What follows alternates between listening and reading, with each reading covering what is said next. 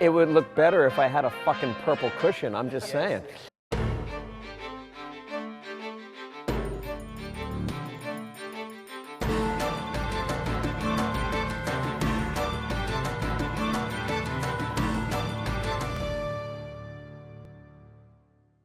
I'm going to say before we created Zoetic, I had written probably 15 to 20 plays.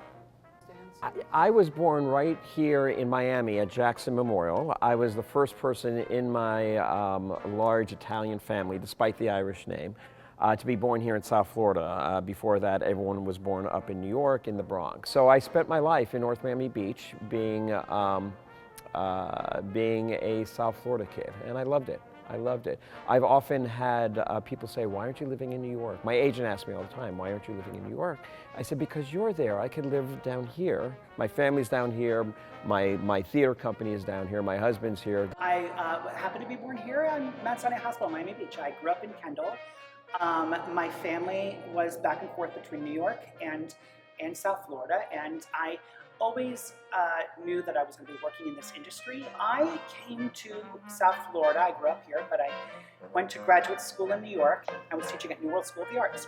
Well, 15 years. We have produced almost 18 world premieres. We produced over 50 productions. We have went on to receive numerous awards locally and nationally, and I think that we've brought together the community for, I think, really important, reimagined, creative theater. What we've done with the Theater Up Close series is that we've created our own regional theater. We're so lucky to have such amazing artists living and working here in South Florida, and that allows us to build this model in a way that's different than anybody else in the country is doing it.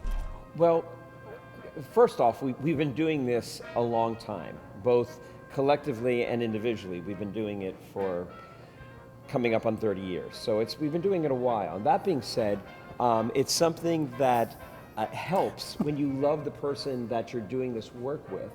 They can cut through, pardon my French, they can cut through your bullshit, and they could let the fat fall away. So you really get to the heart of it. When you're working with someone who you really trust and you really care about, and they care about you, you guys understand each other. You know, Chris, first up, why don't you tell me a little bit about the Zoetic Stage and what it means to South Florida? Zoetic Stage is a theater that was founded by playwrights and directors in Florida, local artists, and our mission is to do work that originates here and then have the work go elsewhere. So it's really an opportunity to showcase artists in the community.